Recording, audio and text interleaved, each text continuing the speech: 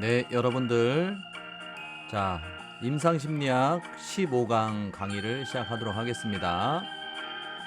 자, 저번 시간에 우리가 대인지각 또는 귀인에 관한 인상 형성, 대인지각 이 부분을 살펴보았는데요. 전반적으로 앞부분 내용들을 살펴보았고, 자, 오늘은 이 시간 15강을 통해서 인상 형성에서 이제 인상 형성의 나머지 부분, 그 다음에 귀인, 주로 이제 귀인에 대해서 다루는 시간을 갖도록 하겠습니다. 자, 저번 시간에 황금 비율, 인상 형성 단서, 여기서 얼굴 생김새, 옷차림새, 행동 단서들 이런 것들이 어떤 그 상대방에 대한 인상 형성에 있어서 굉장히 중요한 요소로 작용한다. 특히 그 중에서도 얼굴 생김새, 그래서 이런 황금 비율 이런 얘기도 했었어요. 아울러서 표정도 상당히 중요하죠. 그래서 그 사람에 대한 어떤 인상을 형성할 때 딱 떠올리면은 그 사람의 표정도 같이 떠오르죠. 그래서 표정도 상당히 중요하다. 그래서 이제 표정을 잘 관리를 하는 것이 사회에서 여러분들이 성공하는 어떤 지름길이다. 이런 얘기도 했었어요.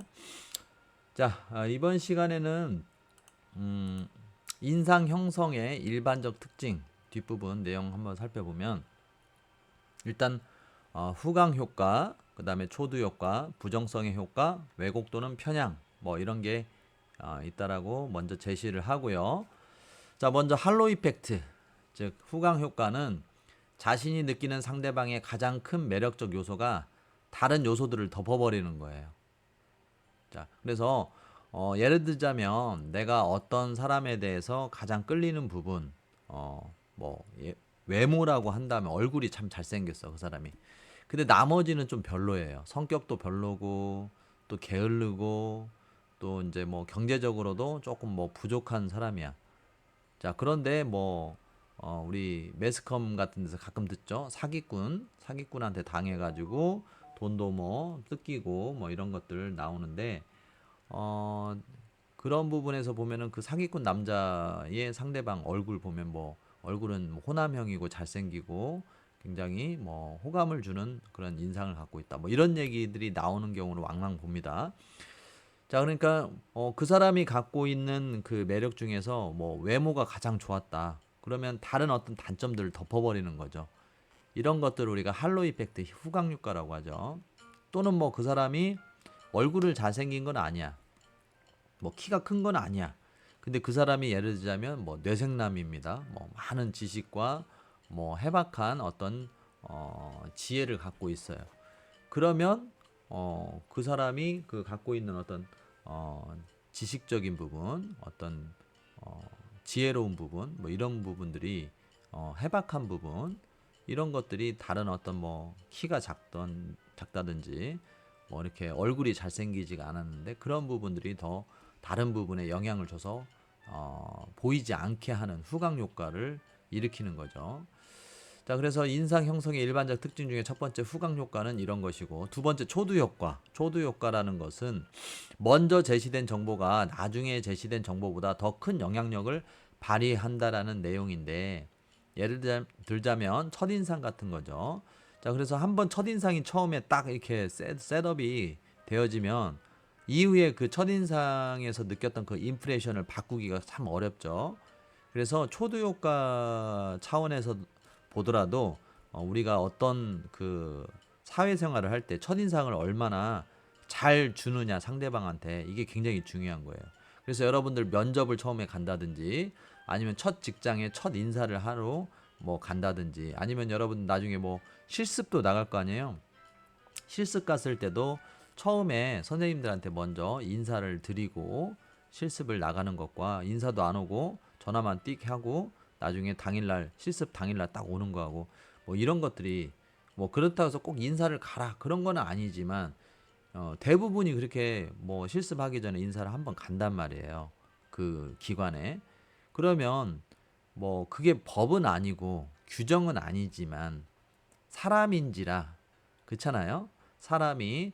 그래서 이제 실습날 딱 당일날 월요일날 딱 봤는데 A라는 대학, B라는 대학, C라는 대학, D라는 대학 이렇게 딱 나왔어요. 근데 벌써 이제 A, B, C는 인사를 나왔어. 근데 D라는 대학은 인사를 안 오고 당일날 그냥 현장으로 바로 왔어. 전화 한 번만 사전에 띡 하고. 자, 그러면은 어떨 것 같아요? 그게 법과 규정은 아니지만 아무래도 사람인지라 D라는 대학의 학생들이 조금 썩 그렇게 좋은 인상으로 스타트 되지는 않겠죠, 실습이. 자, 이런 것들이 사회에서 보이지 않는 물밑에서 다 작용하는 보이지 않는 손처럼 작용된다라는 거예요. 그러니까 여러분들이 사회생활을 하면서 뭐 모든 것을 뭐 이렇게 시시콜콜 따지고 뭐 이렇게 원리 원칙대로만 이렇게 하고 나는 뭐 피해 보지 않겠다 이렇게 생각을 하면서 사회생활 뭐 해도 상관은 없습니다. 없지만 거기에서 우리가 이제 어떤 사회생활에서 성공을 뭐 남들보다 더 일찍 하고 싶다. 남들보다 조금 더 경쟁 우위에 서고 싶다라고 한다면 그 부분은 포기해야 된다라는 거죠. 그렇게 생각을 하시는 분들은. 그래서 어, 이러한 초두 효과도 상당히 중요하다. 자, 그 다음에 이제 부정성의 효과, 부정성의 효과. 자, 그래서 어떤 대상이나 사람에 대해서 칭찬을 한다든지 험담을 할 수도 있는데 보통은 보면 칭찬이 더 빨리 퍼지나요? 아니면은 뒷담화, 부정적인 얘기가 더 빨리 퍼지나요? 그래서 부정적인 얘기가 훨씬 더 빨리 퍼진다고 합니다. 최소 3배에서 최대 많게는 10배 더 빨리 퍼진다고 합니다. 그래서 이런 것들을 보면 이것도 이제 많은 학자들이 이 부분에 대해서 연구하고 논문 같은 것도 많이 제시를 했는데 인간은 태생적으로 경쟁 우위에 서기 위해서 타인을 경쟁자로 본다 이 말입니다. 그래서 내가 경쟁 우위에 서는 가장 좋은 긍정적인 방법은 뭐예요? 내가 노력하고 내가 나를 갈고 닦아서 다른 사람들보다 더 높은 자리에 올라가면 되죠. 근데 그게 쉽습니까? 어렵잖아요. 많은 에너지와 노력이 필요하잖아요. 그래서 상대적으로 덜 힘들고 덜 에너지를 쓰면서 내가 경쟁 우위에 서는 방법은 내가 나를 갈고 닦고 막 노력해서 올라가는 것보다는 다른 사람을 깎아서 내리는 방법이 더 쉬운 거죠. 왜? 입으로만 이렇게 하면 되니까 다른 사람을 깎아 내리면 되는 거니까. 그러면 나는 그 자리에 그대로 있는데 노력해서 다 올라간 게 아니고 그 자리에 그대로 있는데 다른 사람을 깎아 내리니까 내가 상대적으로 올라가는 효과가 나는 거죠. 그렇죠? 그래서 이런 부정성의 효과라는 것은 원래 인간이 갖고 있는 본성 중에 하나다. 본성 중에 하나다. 이렇게 볼 수가 있겠고. 그래서 이런 부정성의 효과에 의해서 남들이 뭐 A라는 사람은 뭐 그렇다더라. 쟤는 뭐 짠돌이라더라. 쟤는 뭐 이렇게 뭐 좀 지저분하다. 뭐 이런 막 뒷담화를 하잖아요. 그러면 그게 이제 그 사람에 대한 어떤 명확한 그 확인이나 증빙 과정도 없이 부정성의 효과에 의해서 인상 형성이 되어질 수 있는 그러한 특징이 있다라는 거예요. 자, 마지막으로 또 왜곡 또는 편향이라는 것이 있는데 이것은 뭐냐면 그 편견이나 고정관념을 갖고 있다 보면 상대방에 대해서 왜곡된 인상을 갖게 된다라는 거. 이제 그런 것들이 어떻게 보면 왜곡된 인상이 뭐예요? 선입견이죠. 선입견을 통해서 어떤 인상 형성을 잘못 갖고 가지고 가는 그런 특징이 있다라는 것이죠. 그래서 우리가 정확하고 어떤 올바른 인상 형성을 하기 위해서는 이러한 선입견을 배제하고 상대방을 대할 필요가 있다라는 거죠. 그렇죠. 그래서 왜곡 또는 편향 이런 부분도 인상 형성의 일반적인 특징으로 작용되는 요소들이다. 자, 그 다음에 이제 귀인 이론으로 이제 들어가 보면 귀인이라는 것은 이제 우리가 attribution 이렇게 썼다고 했죠. attribution의 정의는 어떤 일 또는 사건의 결과가 있을 거 아니에요. 또는 어떤 사람이 어떤 행동을 했을 때 왜 그렇게 했을까? 뭐 이런 것들을 이렇게 따져보는 거죠. 따져보는 거. 그러니까 여기서도 뭐 사건 뭐 이것만 쓸 게 아니라 어떤 사람이 행한 행동의 원인과 이유를 추론해 보는 것. 이렇게 볼 수가 있겠죠. 그러니까 왜냐하면 일과 사건만 이렇게 또 얘기할 수가 없으니까 어떤 사람 우린 또 심리학이잖아요. 심리학이니까 뭐 사건만 뭐 해당되는 게 아니라 어떤 그 사람의 행동. 그 사람 왜 그랬대? 뭐 이런 거 있죠. 우리 뭐 미디어 같은 데서 연쇄살인 또는 뭐 애인을 사랑했었는데 한때 뭐 나중에 뭐 토막살인 내고 뭐 이런 거 있었잖아요. 뭐 그러면 왜 그랬대? 우리 항상 그런 거 궁금하잖아요. 아 근데 대체 왜 그랬대? 또 그렇게 사람들이 많이 궁금해 하니까 그런 걸 가지고 소재로 또 이렇게 예능 프로를 만들잖아요. 그렇죠? 그래서 여러 연예인들이 나와가지고 패널로 나와가지고 뭐 이렇게 강력 수사팀에 뭐 형사 한 명 모시고 그다음에 뭐 이렇게 심리 분석가, 프로파일러 뭐 이런 사람들, 법의학 전문가 이런 사람들을 한 명씩 앉혀놓고 막 이렇게 뭐 그 예능 프로 만드는 거 많잖아요. 근데 의외로 그게 또 시청률이 높아요. 시청률이 높다는 건 뭐예요? 사람들이 그만큼 관심이 있다라는 거예요. 그래서 그 사람 왜 그랬대? 왜 이렇게 사랑하는 그 남편을 그렇게 했대? 뭐 이런 식 그런 그런 것들을 따져보는 것이 귀인이죠. 귀인. 자, 그래서 심리학에서 귀인이 필요한 이유는 뭐냐?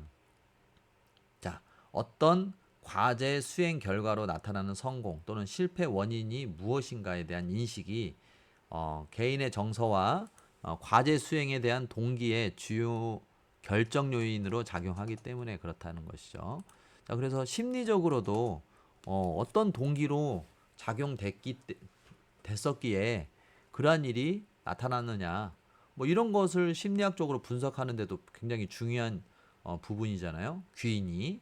그래서 귀인이 이 심리학의 한 챕터에 이렇게 들어가 있는 겁니다. 자, 그래서 귀인의 차원이라는 게 있어요. 차원. 여기서는 세 가지 차원으로 다루는데 첫 번째는 통제 소재의 차원이 있고 안정성 여부에 대한 차원이 있고 통제 가능성이 있느냐에 대한 차원이 있어요. 자, 그래서 이렇게 차원이 세 가지 카테고리로 이렇게 나눠지고 그 차원에 따라서 이게 이제 그러니까 뭐 내적인 거에서 기인된 거냐 아니면은 외적인 데에서 그 일이 사건이 그 사람의 행동이 기인된 거냐 이제 이런 것을 따지는 하나의 차원이 있고 그 다음에 두 번째는 그게 또 이제 뭐 일어날 수 있는 그런 어떤 안정적인 계속 일관성이 있는 그런 요소냐 아니면은 어쩌다가 가끔 한번 일어나는 그러한 일이냐에 따라서 이제 또 안정성, 불안정성 뭐 이런 차원으로 또 구분을 해볼 수도 있다라는 거죠. 그 다음에 그거 통제 가능하냐? 통제 불가능하냐? 뭐 이렇게 따져볼 수 있는 통제 가능성에 의한 차원. 뭐 예를 들자면 로또를 가지고 얘기를 한번 해볼까요?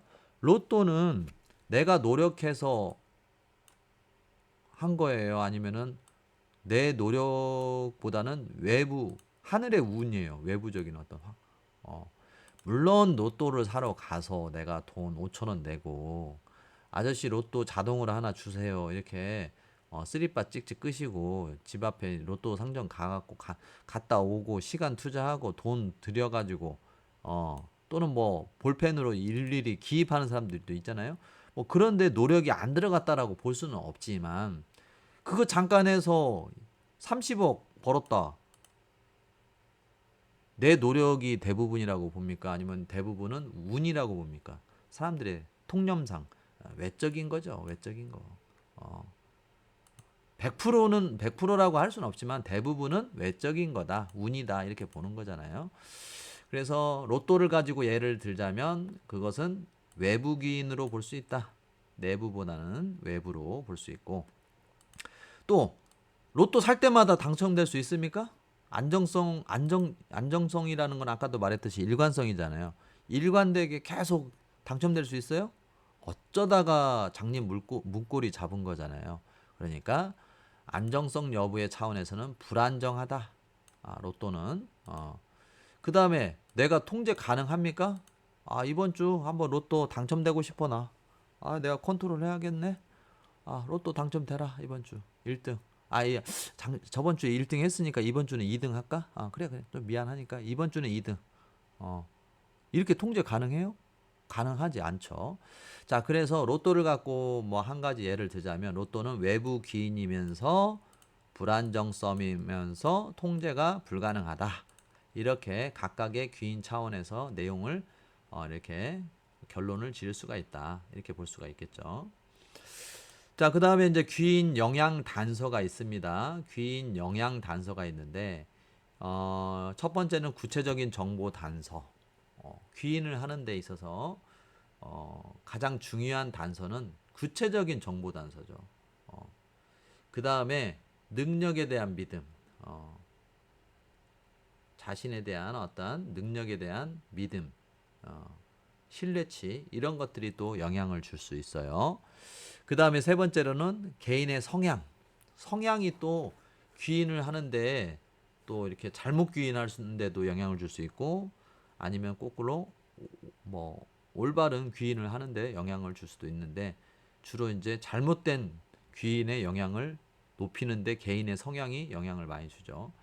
그 다음에 이제 네 번째 학습의 영향. 이전에 내가 경험한 거 여기서는 학습이라고 돼 있지만 학습이 말하는 건 경험을 의미하는 거예요. 이전에 내가 했던 경험이 그 부분에 대한 그 지금 사건을 귀인하려고 하는 그 사건 있잖아요. 해당 사건. 그 사건에 대해서 예전에 내가 그 사건을 이미 경험을 해봤어. 또는 안 해봤어. 이게 이제 영향을 줄 수 있다는 거죠. 그 다음에 해보긴 해봤는데 많이 해봤냐 또 적게 해봤냐 또 이게 귀인에 영향을 줄 수 있다는 거예요. 자, 그래서 이제 처음부터 또 조금씩 구체적으로 다뤄보면 구체적인 정보 단서라는 것은 어떤 그 여러 그 성공한 또는 그 사건과 관련된 그런 어떤 이전 꼭 내가 한 게 아니더라도 그 일을 수행했던 이전 선행자들에 대한 어떤 데이터들이 있잖아요. 데이터들이 우리들한테는 기본적인 정보를 제공해 준다라는 거예요. 귀인을 함에 있어서. 그래서 내가 예를 들자면 어떤 행위를 하고 이게 왜 이렇게 실수가 나왔지? 나는 열심히 잘 해보려고 했는데 왜 이렇게 나왔지? 하고 귀인을 다시 이제 바둑으로 말하자면 복기라고 하죠. 복기. 다시 그 바둑을 두잖아요. 요즘에 뭐 이렇게 영화 나왔잖아요. 바둑 영화. 뭐 이렇게 넷플릭스에 이번에 새로 탑재됐더라고요. 한번 봐보세요. 자, 그런데 뭐 승부라는 영화죠. 그게 거기도 이제 나오는데 조훈현인가? 조훈현을 모티브로 해서 이병헌이 주연해서 뭐 영화 나왔잖아요. 그래서 저도 한번 봤는데 저번 주에 복귀하잖아요. 바둑을 두고 나서 다시 왜 이렇게 내가 물론 이제 이긴 경우도 복귀를 하지만 주로 진 경우에 복귀를 많이 하죠. 그래서 이병헌이 자기 제자 그 누구죠?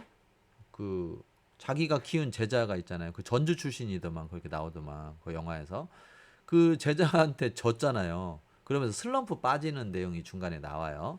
그때 이제 몰래 이제 복귀를 하는 게 나와요. 복귀하다가 그 제자한테 들키죠. 그러니까 막 굉장히 당황해하면서 바둑을 이렇게 막 숨기는 복귀하던 그 모습을 숨기는 그런 장면이 나오는데 내가 왜 졌을까 하고 다시 이렇게 더 보잖아요. 처음부터. 그게 이제 귀인인 거죠.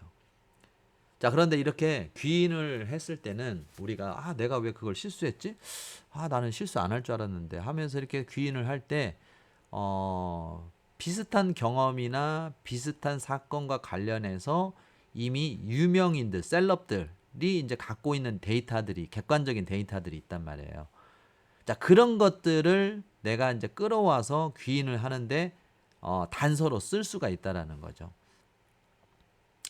이제 나와 너무 동떨어진 그런 거보다는 내가 수행했던 그 과제와 비슷한 그 과제를 수행해 갖고 성공했던 사례가 있는 셀럽들, 연예인들, 유명 스포츠인들, 뭐 성공한 CEO들, 뭐 이런 그런 단서들을 백데이터들을 우리가 이제 가져와서 귀인에 영향을 주는 단서로 활용할 수 있다라는 거예요. 두 번째는 능력에 대한 믿음.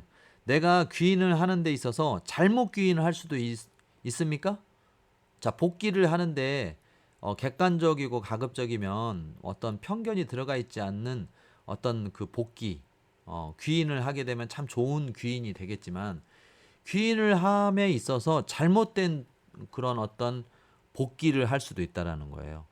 그런데 그 중에 하나가 자신에 대한 어떤 그 개인의 능력치에 대한 믿음이 크면 복귀를 하나마나 귀인을 하나마나 잘못된 귀인을 할 확률이 높다는 거죠. 예를 들자면 귀인을 이렇게 내가 실수를 했어. 그래서 내가 왜 졌지? 왜 이제 실수를 했지? 하고 이렇게 귀인을 하는데 바둑으로 말하자면 복귀를 하는데 이렇게 딱 해보니까 내 실수, 내가 부족해서 그랬구나. 내가 노력을 안 해서 그런 거야. 하고 이렇게 딱 결과가 나오면 참 다행인데 뭐 이거는 뭐 내 잘못 아니네. 이거는 외부 환경 탓이야. 나는 잘했어. 어, 그래, 양승훈. 너는 잘했어. 근데 환경 탓이야. 이렇게 잘못된 귀인을 하게 되면, 다음 과제에서도 또 실수할 확률이 높잖아요. 근데 이런 데 영향을 주는 그 부분이 하나가 개인에 대한 자기 자신에 대한 능력에 대한 믿음이 이런 오류를 줄 수 있는 영양 단서가 될 수 있어요. 영양 단서. 자, 세 번째는 개인의 성향, 어, 성취도. 이것도 조금 두 번째하고 약간 좀 공통적인 요소도 있는데, 자, 어쨌든 자기에 대한 어떤 그 성취도가 지나치게 높고 자존감이 높으면은 귀인의 영향을 줄 수가 있다라는 거예요. 자, 그래서 여기 두 번째 줄을 보게 되면 성취도나 자존감이 높은 이들은 과제 추진 후에 결과 이후에 성공 결과에 대해서는 완전히 내부 귀인할 확률이 높아요. 그러니까 내가 열심히 했지. 뭐 양승은 그래 네가 열심히 했다. 그래서 성공했어. 사실은 되게 과제가 쉽게 나올 수도 있잖아요. 근데 그런 부분들은 간과하고 그래 내가 열심히 했지 하고 이렇게 개인의 성향에 따라서 이런 내부 귀인을 할 확률이 높은데 이러한 부분도 귀인의 영향 단서로 쓰여질 수 있다. 또 반대로 실패했을 때는 내가 노력을 안 한 건데 그 부분은 이제 생각 안 하고 야 과제가 너무 어려웠어 이번에 누가 했더라도 다 실수했을 거야 실패했을 거야 이렇게 외부 기인을 할 확률이 높다는 거예요. 자 그래서 이렇게 개인의 성향에 따라서 성취도에 따라서 귀인에 영향을 줄 수 있는 이러한 요소로 활용될 수 있는 부분이 어떤 개인의 성향 또는 성취도다. 자, 그 다음에 마지막으로 학습 효과, 학습의 경험 유무 이런 것들이 귀인의 영향 단서로 쓰여질 수가 있다. 자, 그래서 아까도 말했듯이 이전에 그 비슷한 과제를 해봤냐 안 해봤냐. 그 다음에 하기는 했는데 많이는 안 해봤다 또는 많이 해봤다. 이런 것들에 따라서 귀인을 잘 할 수도 있고 귀인을 좀 약간 어설프게 할 수도 있는 거예요. 그렇잖아요. 면밀하게 객관적이고 분석적으로 잘 귀인을 할 수도 있고 어설프게 귀인을 제대로 분석적으로 하지 못할 수도 있는데 그것은 이전에 그 부분에 대해서 여러 번 학습을 해봤냐 동일한 비슷한 경험을 해봤냐 안 해봤냐 또는 해봤으면 많이 해봤냐 안 해봤냐 이게 영향을 줄 수 있다는 것이죠. 자 그래서 귀인의 영향 단서에 대해서 살펴봤고 그 다음에 귀인의 결과. 자 귀인을 잘 하게 되면 특히 이제 귀인을 긍정 귀인을 하는데 긍정 귀인에서도 특히 내부적인 귀인 그래 내가 열심히 하긴 한 것 같아 해서 이제 긍정 귀인 중에서도 내부 귀인으로 이렇게 귀결이 되게 되면 학습자는 그 당사자는 기대감이 생길 확률이 높죠. 그래서 학습자 기대는 긍정의 귀인일 때 그 다음에 그 중에서도 긍정 귀인이면서 내부적인 귀인을 했을 때 학습자 기대가 생기기 쉽다. 잘 알아두시고요. 두 번째, 학습된 무기력. 무기력이라는 것은 이것은 반대로 부정적인 귀인이 나왔을 때, 그러니까 실패를 했을 때 나왔을 때 이것이 마찬가지로 내부적인 노력 부족의 귀인으로 귀결이 됐을 때, 또는 뭐 아니면은 뭐 꼭 내부적인 게 아니더라도 외부적인 귀인으로 나오더라도 학습된 무기력은 생길 수 있다. 그래서 학습된 무기력이라는 것은 부정적인 결과가 나왔을 때 그게 내가 노력을 못해서 그렇게 됐다. 뭐 이렇게 나올 수도 있고 또는 뭐 아니면 과제의 난이도, 외부적인 환경 뭐 이런 것도 이렇게 영향을 줄 수가 있는데 그 중에서도 특히 내부적인 것보다는 외부적인 어떤 요인이 더 클 때 내가 노력을 할 필요가 없다라고 생각하는 그런 결과가 많이 나타나는 거죠. 예를 들자면 여러분이 계속 어떤 그 회사에 들어가고 싶어서 계속 지원을 해요. 매달 지원을 해요. 근데 매달 떨어지고 있어요. 근데 이제 귀인을 해보니까 물론 이제 내가 노력을 조금 더 해야 되는 부분도 있겠지만 주로 내부적인 요인보다는 외부 환경적인 거. 그 사람이 요구하는 그런 어떤 그 과제가 너무 높아. 난이도가 너무 높아. 어너더 레벨이야. 그러면 이거 뭐 그냥 뭐 내가 노력한다고 되는 게 아니네. 이것은 뭐 그냥 거의 넘사벽인 과제네. 이렇게 생각이 되면 여러분이 그 부분에 대해서 내가 이걸 뛰어넘을 수가 없겠구나라고 어느 순간에 느낄 거 아니에요. 그쵸?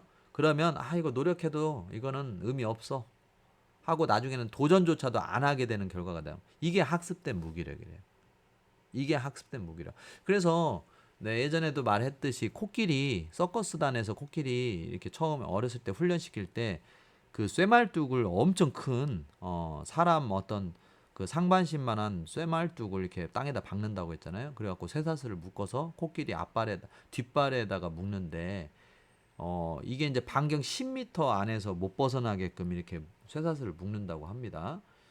그러면 성인이 된 코끼리는 그 쇠사슬을 풀러놔도 그 10m의 바운더리 원형 반경에서 잘 안 나가려고 한다고 그런 내용이 있어요. 이게 이제 가장 동물 훈련에서도 적용된 학습된 무기력이라는 거예요. 자, 그 다음에 이제는 학습자 정서적 반응인데 성공 결과에 대해서 운이나 외부 도움, 외부 환경적인 외부 기인으로 결론이 났을 때는 학습자 반응이 놀라움, 감사로 되는 거죠. 예를 들자면 로또를 말하는 거죠. 로또 내가 노력해서 된 겁니까? 운이잖아요. 그러니까 경이로움과 감사, 신께 감사 이런 것들이 생기겠죠. 자, 성공 결과에 대해서 자신의 노력으로 성취된 걸로 내가 귀인이 결론이 지어졌어. 자, 그러면 어떤 느낌이 나요? 자존감, 자신감, 성취의식이 뿜뿜 올라가겠죠? 그러면서 동기부여가 막 이렇게 생기면서 다음에는 뭐를 또 내가 한번 도전해볼까? 뭐 이렇게 될 거 아니에요. 이런 것들이 생겨날 수 있다. 자, 그 다음에 이제 실패 결과에 대해서 운이나 도움이 부족했다라고 여겨질 때는, 이럴 때는 나는 왜 다른 사람들은 가끔 이렇게 운도 따라주던데 나는 그런 게 없을까 하고 원망이나 세상에 대한 또는 하늘에 대한 신에 대한 원망이나 염세주의, 세상에 대한 불만 이런 것들이 생겨날 수가 있겠죠. 자, 그 다음에 실패 결과에 대한 노력 부족. 자기가 내가 노력 안 했어. 나는 왜 그럴까? 이런 생각으로 이제 죄책감이나 수치심, 자존감이 떨어지는 그러한 어떤 결과의 정서적 반응이 나타날 수가 있겠죠. 자, 이런 것들이 귀인의 결과로 제시될 수가 있겠고, 자, 그 다음에 귀인의 오류가 또 있어요. 귀인을 하는 데 있어서 오류가 있을 수 있는데, 그러면 어떤 오류가 있을 수 있느냐? 자, 기본적인 오류, 행위 관찰자 오류, 자기 본의적 편향, 통제력에 대한 착각, 이런 것들이 생길 수 있는데, 자, 타인의 성공에 대해서는 좀 적게 평가하려고 하고 자신의 성공에 대해서는 높게, 내부적인 것을 높게 평가하려고 하는 이러한 오류가 기본적인 오류예요.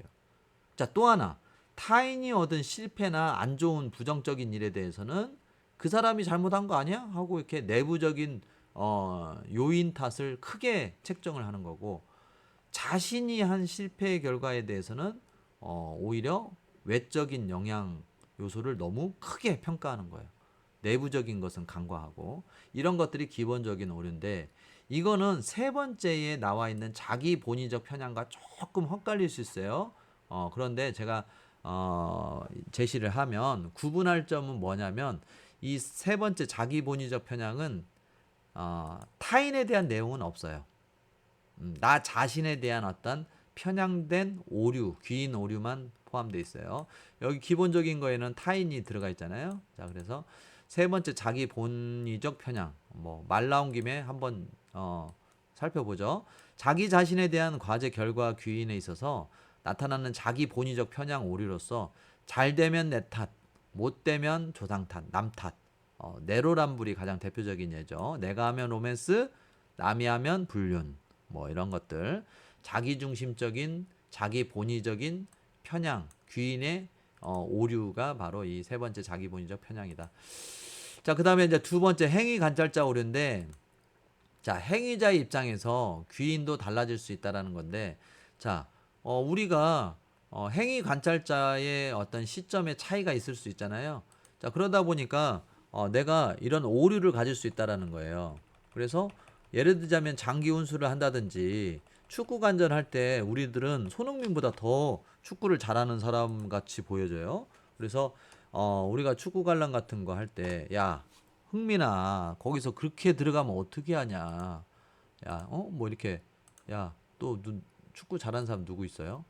뭐 예를 들면 이천수, 야, 천수야, 거기서 그렇게 서 있으면 되냐? 레프트, 그 구석으로 쭉 들어가 줘야지 네가 뭐 이런 식으로 우리가 축구 관전 시에 막 작전을 지시하잖아요. 이런 것들도 행위 관찰자 오류일 수 있어요. 물론 이제 지금 말한 것은 과제를 수행하고 있는 그 중간에 이렇게 말하는 개입하는 뭐 내용으로 제가 설명을 했지만 모든 것이 이제 과정이 끝났을 때 복귀할 때 귀인을 할 때 우리가 이런 내가 실제 거기에 플레이어로 뛰어간 입장이냐 관전하는 입장이냐에 따라서 그 귀인을 하는 데 있어서 어떤 시각차가 있기 때문에 오류로 작용될 수 있는 부분이 있다라는 얘기를 하는 겁니다. 마지막으로 통제력이 있다라고 착각할 수 있는 오류. 그래서 운이나 과제 난이도와 같은 외부 환경적 요인에 대해서 과소평가를 하는 경우에 이러한 착각 오류가 나타날 수 있어요. 그래서 결국엔 나는 달라. 나는 또 틀리지. 남들과 다르지. 이러한 그러한 어떤 통제력에 대한 착각 오류 이런 것들이 있으면 귀인을 잘못해서 다음에 또 도전하게 되는 실패할 수밖에 없는 과제인데 그런 오류를 범할 수도 있다라는 거예요. 자, 그 다음에 이제 의미 추론의 오류가 있는데 이러한 것들은 지금 9가지로 제시가 되고 있어요. 자, 그래서 이것은 다음 시간에 마지막 부분을 하고 그 이후에 다뤄지는 사회적 행동 챕터 4로 넘어가도록 하겠습니다. 자, 수고 많이 하셨고 오늘 내용들 잘 정리해서 잘 따라오시기 바랍니다, 여러분들.